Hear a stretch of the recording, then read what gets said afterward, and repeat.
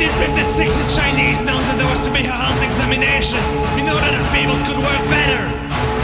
At the examination, the doctors were interested only in the reproductory organs. Other people, including his son, who had a skin disease, went to the clinic for treatment, but were not even examined. Blood samples were taken and the blood was examined. The following day, people were called one by one. Two of his friends went in and gave him an account of what happened to them. They told him that they were tied on to a kind of a chair and their limbs were bound. A finger covered by rubber glue was inserted in the rectum and undigitated. According to them, they passed water, which was taken away in bowl. Other statements, taken in conjunction with the fact that this is the normal medical procedure for producing a seminal specimen, indicate that it was in fact seminal fluid which was taken away. Then the needle was inserted inside the urethra, which caused a burning feeling, even in the earth, and the patients lost consciousness.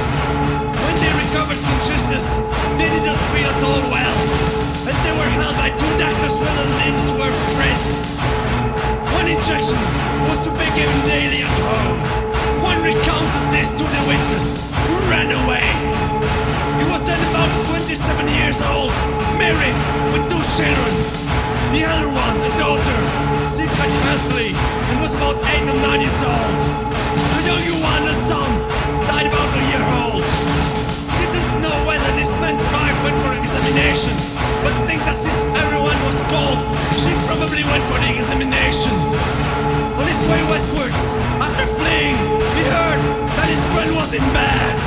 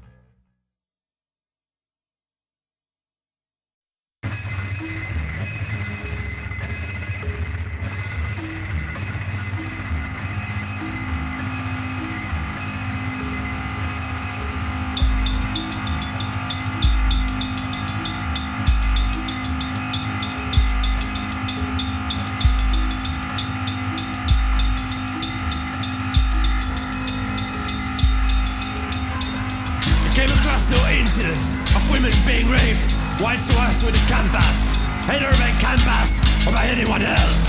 However, the women were raped in his village before he left to join the canvas.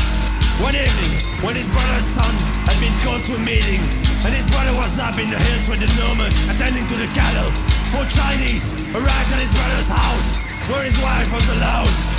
His house was next door to his. The Chinese, 3 soldiers and 1 civilian, entered about 7 p.m. one night in 1954. Just before they left, After they entered, he heard the disturbance, and then weeping and cries.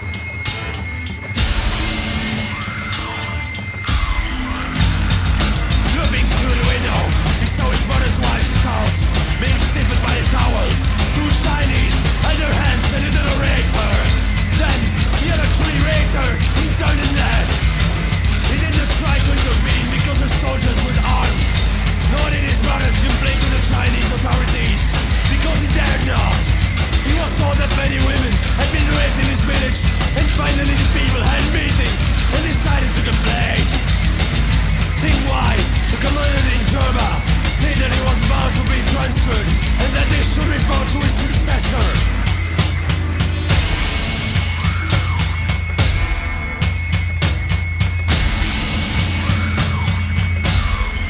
Do ye think that it was not his responsibility and that they should go to the police department? In the police department, you should time promised to instruct the soldiers to behave themselves, and at the same time told them that the people were not to keep dogs anymore because it was a waste of food. The Chinese killed the dogs, which were regarded as animal, and the Tibetan people had to kill the others. He heard of no attempt to punish the offenders, and the raping continued. A complaint was made again, but no reply was received.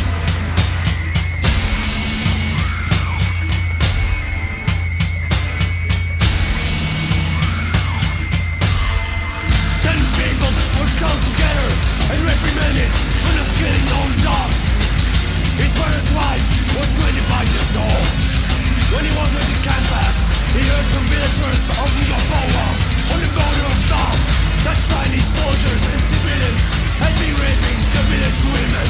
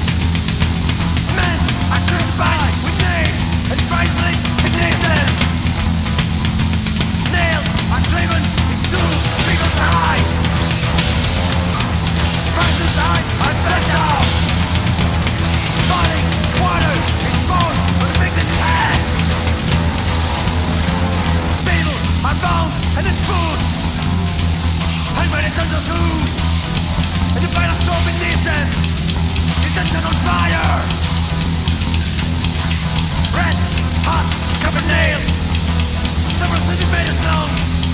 a hammer into people's bodies. People are run over in the street by the torture scars. The limbs of women victims are cut off. Women are raped with electrical bludgeons. Men are buried alive in modern pitch. Men are killed by driving nails into their bodies. Others are plunged to icy water until they become paralyzed and insensitive. Lovers are stoned and made into the head with axes. People are buried alive. Men's throats are slit. People are buried alive. Livers are attached to goalposts. Up and down to the lower abdomen. Villagers are drowned. Women are pricked, standing just in chest and back. Sharp instruments and scissors.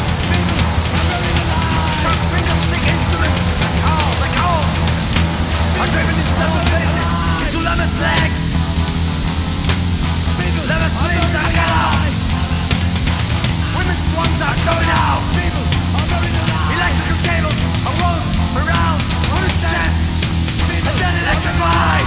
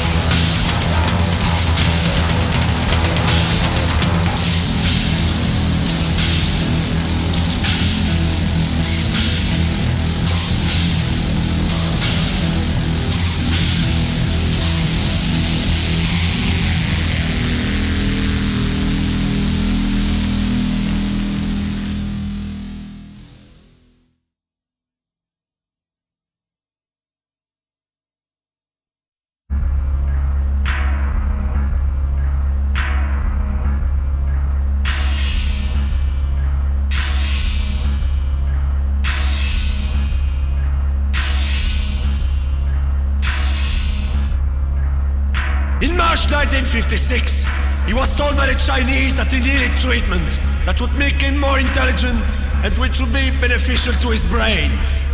A blood specimen was taken from his arm at his home, and he was told that treatment would be needed for his physical health. Blood specimens were to be taken, and as far as he knows, were taken from all persons between the ages of 10 and 60, and these specimens were taken to the hospital. At the hospital, the day after the blood specimen had been taken, he was completely undressed, placed on the chair, and his genital organs were examined. Then, a digital rectal examination was carried out, and the figure was agitated.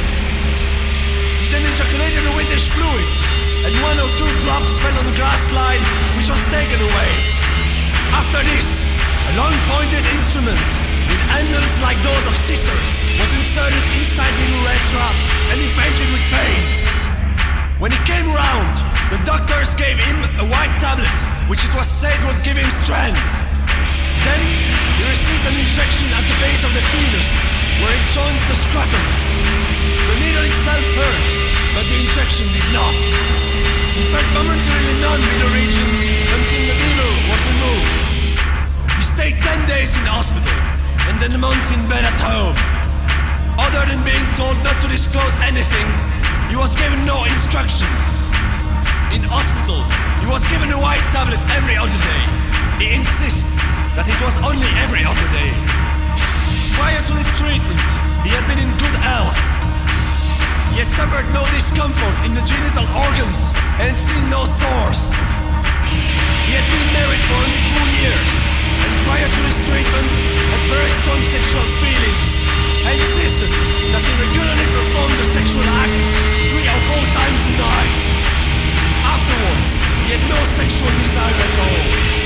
He attempted once to have intercourse with his wife, but had no desire and no erection. This happened 3 or 4 months after the treatment. He was very upset and did the try again. He stayed with his wife for about a year, during which time they slept together. But he felt no sexual attraction and never had an erection. He never had erotic dreams or nocturnal emissions. He now feels weaker and suffers from lapse of memory. His vision isn't changed, but he sometimes suffers from giddy spells.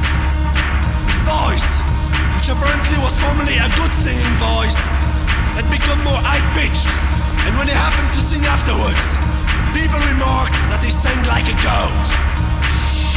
His wife was sent for on the same day as he was. Samples of blood had been taken from her on the same occasion as from him. Her account to him was that she wasn't dressed and tied down. Her legs were raised and outstretched. Something very cold, which became painful, was inserted inside the vagina. She saw a kind of rubber balloon with a rubber tube attached, the end of which was inserted inside the vagina. This balloon was squeezed, and his wife felt something very cold inside her. This caused no pain, and only the tube and not the balloon was inserted. She remained conscious throughout. Then she was taken to bed. The same procedure was carried out every day for about a week. Then she went home and stayed in bed for about 3 weeks. For the next 2 months, she remained very weak. She had no sexual feelings, even on the occasion when they attempted intercourse, and they discussed this with each other. His wife's menstrual cycle had been normal prior to this treatment, but during the year that he was with her, she did not menstruate. His wife drew his attention to this and said that she felt very strange about this cessation of the menstrual flow.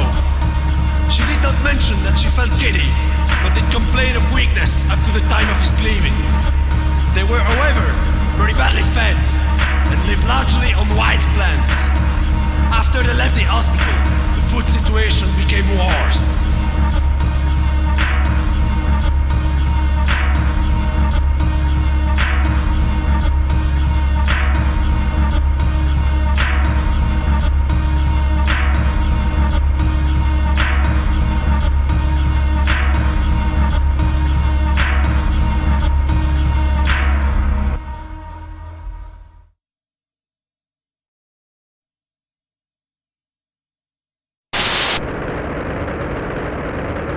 During the years 1962 to 1967, the Chinese authorities in Tibet carried out a major campaign of education for political orientation of the broad masses.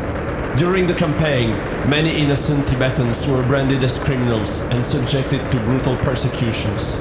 I am going to present here an enumerative account of such persecutions, insofar as what I actually saw, and which were widely experienced and heard in the nomadic region of Rebgong as a case example.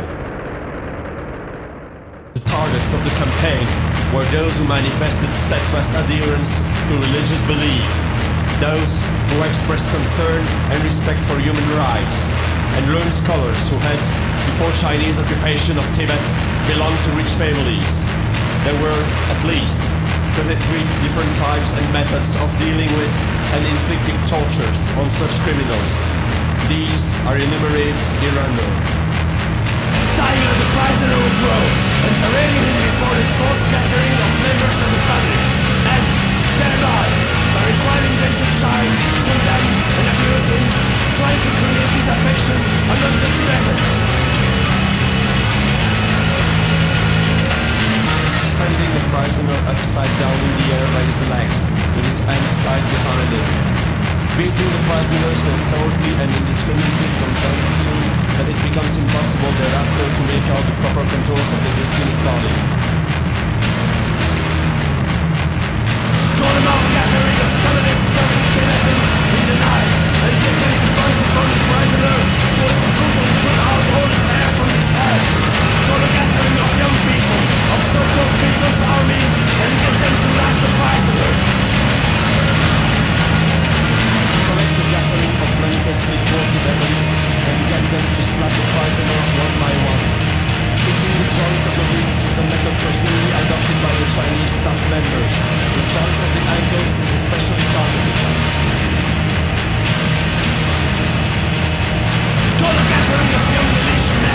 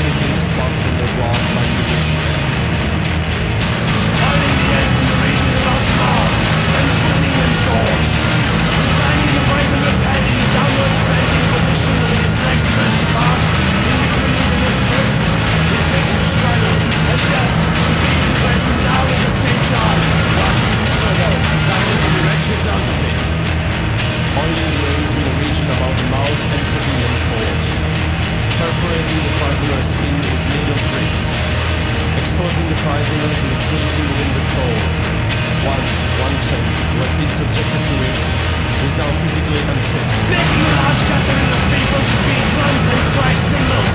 As the prisoner is tied up to the back of a white yak, which then bolts to the start, dragging the prisoner along its way.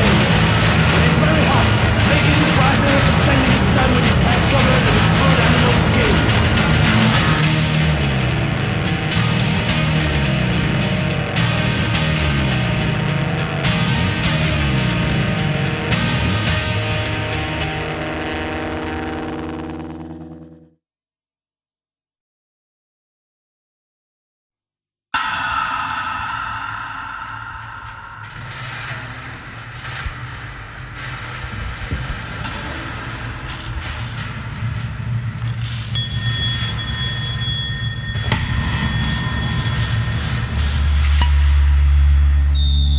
Doctors arrived in Doi in the second Tibetan month of 1956. They announced that the people would be given medicine to make them strong. 2 separate hospitals or clinics were set up with 15 doctors of each sex in each. A list of names was prepared and his own name was included. He was called inside and the first thing that happened was an examination of his reproductory organs. The doctor looked at them, drew back the foreskin and handled all his private parts. Then, a blood sample was taken from his arm. A rectal examination by means of a finger was then carried out, and he saw in front of him a piece of glass in a basin.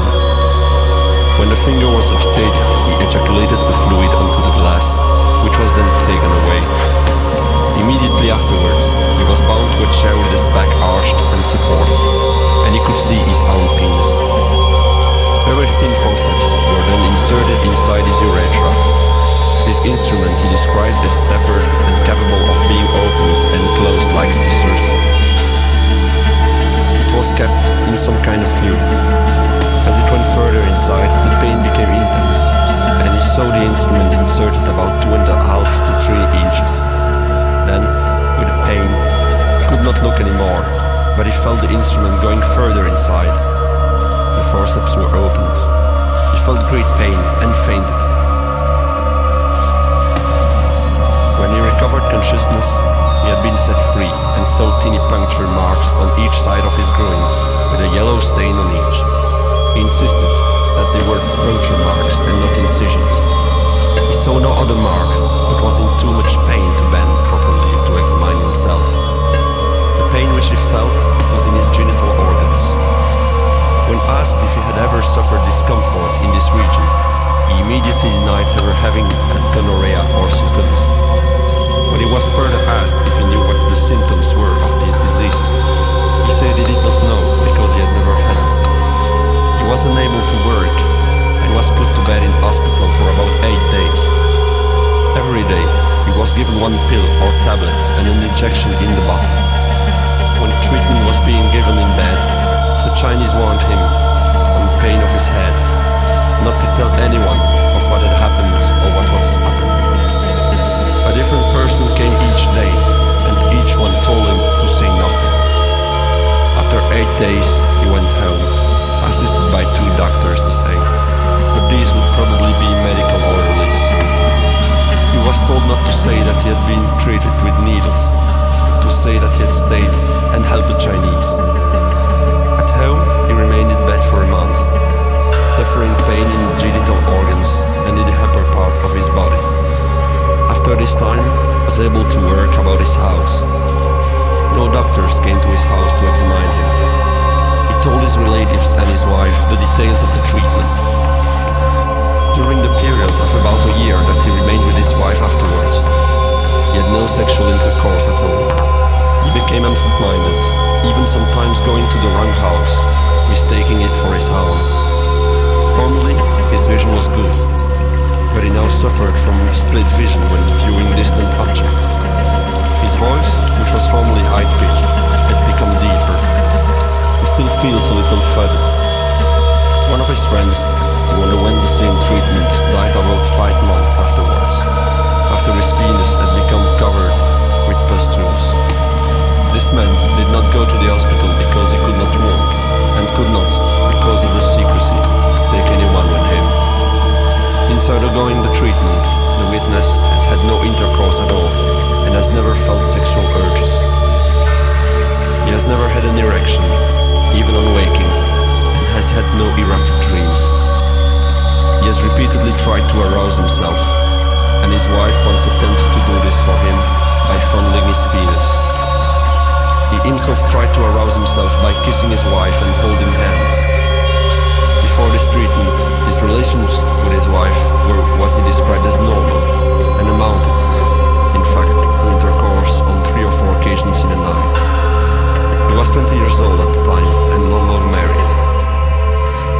His wife was sent for 2 weeks after him. At the time, she was 17 years old and is still in Tibet, as far as nose and belly. A blood specimen was taken from his wife's arm and her private parts were examined. He was bound in a chair, and some kind of bladder was inserted inside the vagina and inflated. When this was taken out, a piece of flesh was pulled to the opening of the vagina. A yellow substance and a white powder were applied to this piece of flesh, but the wife felt nothing. He remained in the hospital for 5 days, during which she received a daily injection and tablet. He was told not to speak about her treatment, even to her husband. At home, he remained in bed for about 10 to 15 days, and after a month, appeared to be fully recovered. She told her husband that she had no sexual feelings, and although her menstrual cycle prior to this treatment was normal, he ceased entirely to menstruate afterwards. 4 months after the treatment, he asked his wife whether she was menstruating, and she said she had not done so since receiving the treatment. He did not ask again, nor did his wife tell him that she had resumed. There was no apparent change in his wife's general health.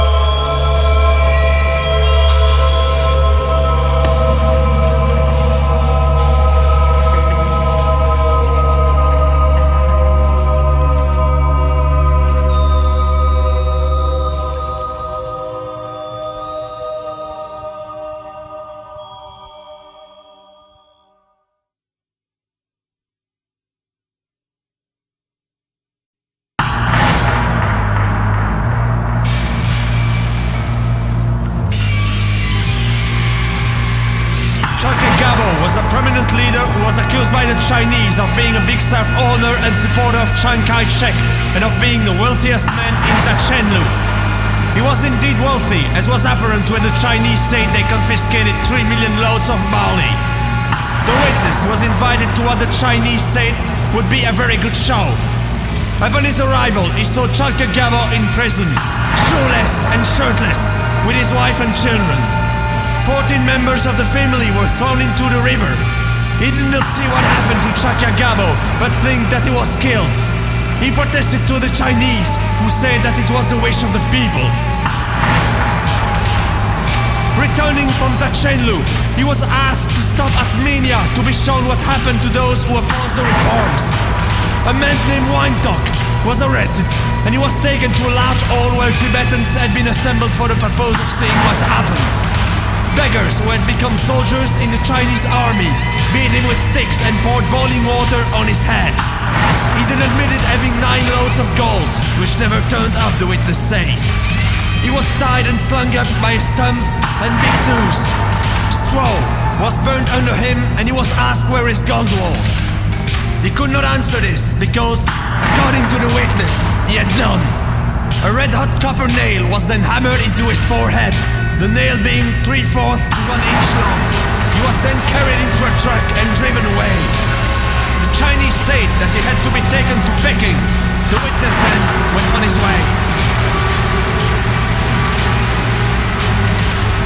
300 men were taken away towards Take and Litang as soldiers. In January 1956, the monks from Litang Monastery had attacked the Chinese and had been defeated. About 30 of these soldiers, together with 1,000 Chinese, were in a village outside the monastery. Tokru Kantun, a very learned and respected Lama, was attacked by the Chinese because he had not prevented the monks from fighting them. He was arrested and taken into a field where his legs were tied to 2 pegs and his arm was stretched across a plank. Then he was shot in the chest. The Lama Kangsar, the abbot of Litang, was accused of leading the attack. His feet were chained together and a pole was placed across his chest and arms. Then his arms were bound with wire. He was suspended by a heavy chain around his neck and hanged. Although the people asked for his release. The Uza, prayer reciter, was arrested, stripped naked, and burned on the thighs, chest and under the armpits with a red-hot iron about 2 fingers thick. This was done for 3 days, with applications of ointment daily between the sessions. When the witness left after 4 days, the Uza was still alive. This happened in private in the Chinese headquarters, where the Chinese had insisted that he should go in order to avoid mixing with people. From where he was, he saw what happened and he was told not to speak to anyone about it. He told his fellow monks so that they could escape. Although the witness is a monk and it is not customary for monks as such to be a village headman, he had to undertake his responsibility on the death of his relatives, since his family was responsible for the discharge of these duties.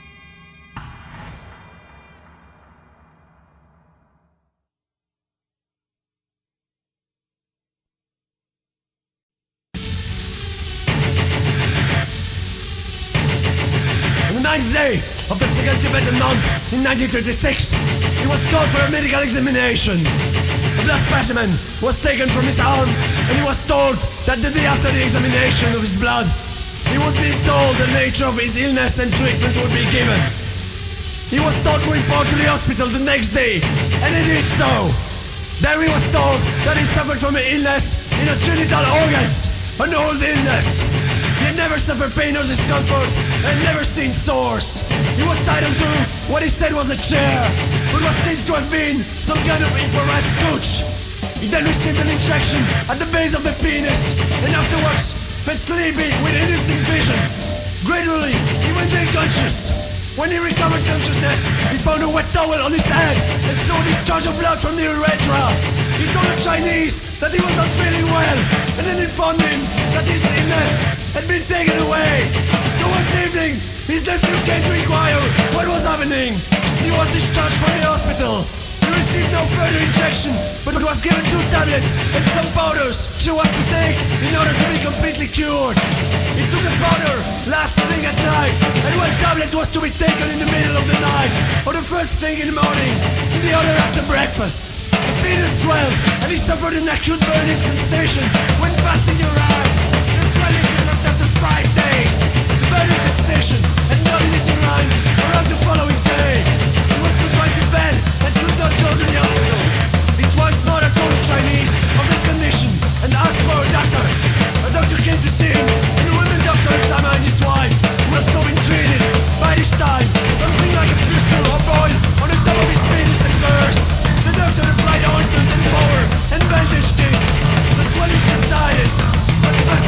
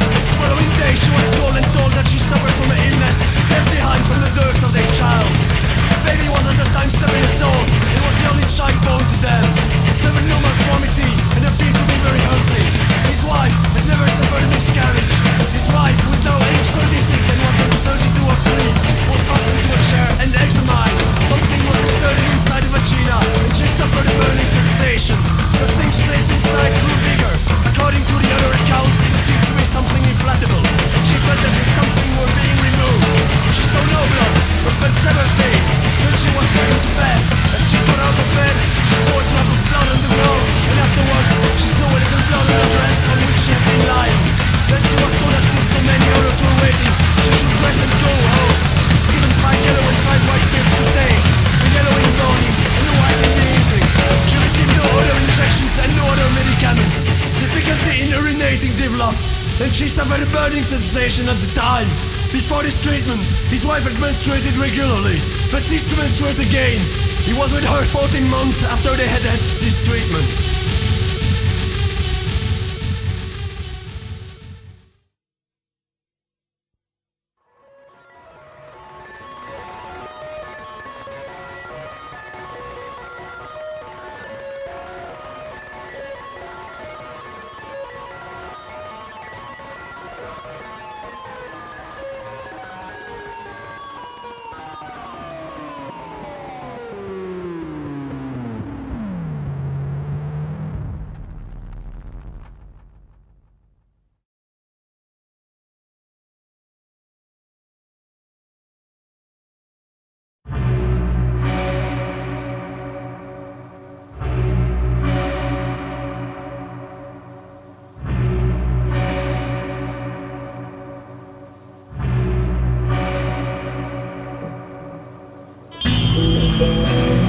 Allegations of castration.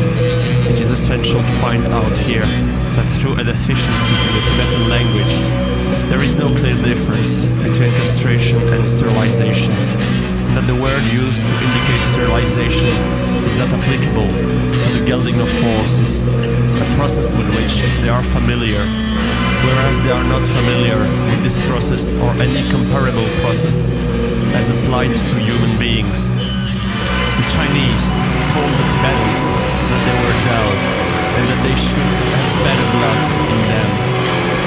Their race was inferior and like animals, and a better race would be produced by giving injections. At this time, a number of Chinese men from Yunnan and Yupei came to the district and were given land there. Only 3 arrived in his village. Men between the ages of 50 and 30 were taken for treatment. A friend, aged 27, underwent treatment and gave an account to the witness. This friend told him never to repeat the story, and it was necessary for the interpreter to explain to the witness that it was perfectly alright for him to tell it now. First of all, a blood specimen was taken. The hand of the urethra was then opened and inspected by the light of a torch. Then, a long instrument, like a needle, was inserted into the urethra, turned around, and the peasant said that he heard a slight noise as the instrument was turned round. Afterwards, he was injected once on each side of the groin and once in the buttock. After the injection in the groin, he lost consciousness. He was to receive 10 daily injections and was still receiving these when the witness left Rigal. The persons treated were told not to say anything except that they had received injections and that if they were to say a nerve had been cut, they would be put to death. He told him that he now found it impossible to have an erection, and that the witness had better leave before it happened to him. He was married with 2 children, both apparently healthy. A son, aged 5, and a daughter, aged 3 at that time, in 1956. In November 1956, his wife was called for treatment. Women between the ages of 15 and 40 were to be called in this way. On her return, his wife was crying. He described what happened as follows. Some kind of bladder was inserted inside the vagina and inflated. When it was pulled out, the vagina remained open. Then it was possible to see inside, and according to his wife, a small piece of flesh was cut out.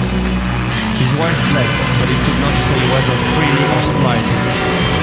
His wife remained conscious, but suffered great pain and almost lapsed into unconsciousness from time to time. He remained with his wife until he left Rigon in 1958. His wife had previously menstruated regularly. but ceased to menstruate after this treatment. They had 3 children, the youngest being 4 at the time.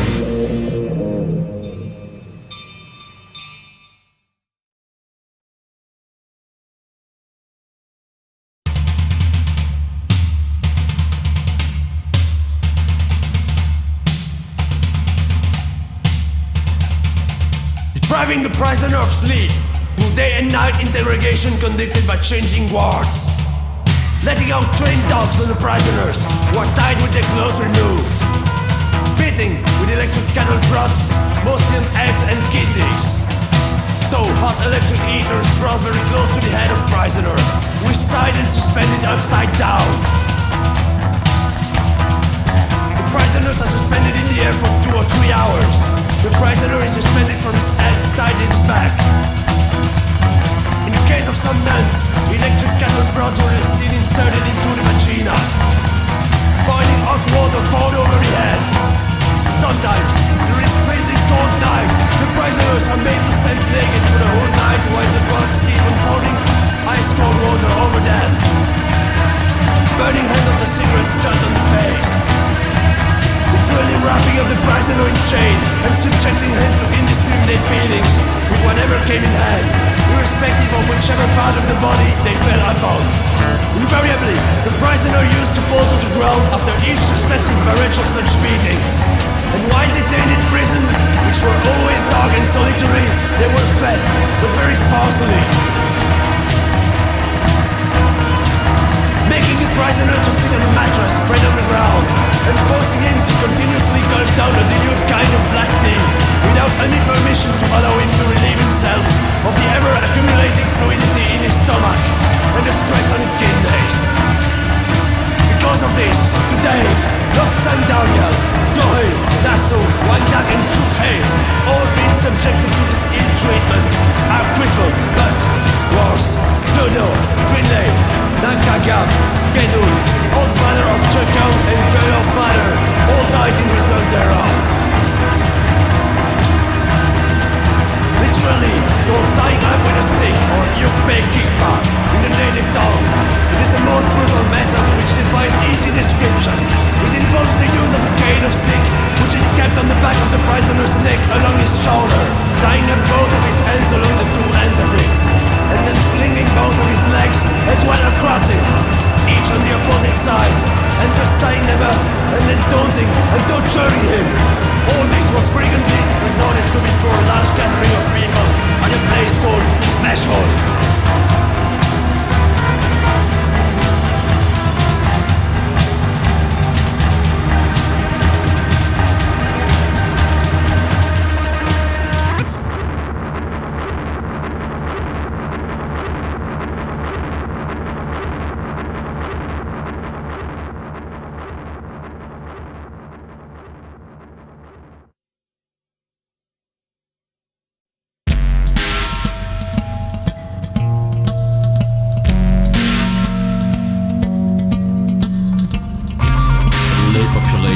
Doctors arrived and told people they had come to improve the race by medical treatment.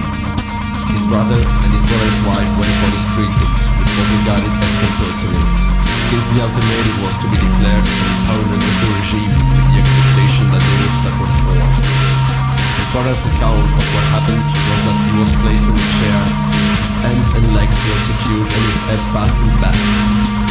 He was given an anesthetic and lost consciousness.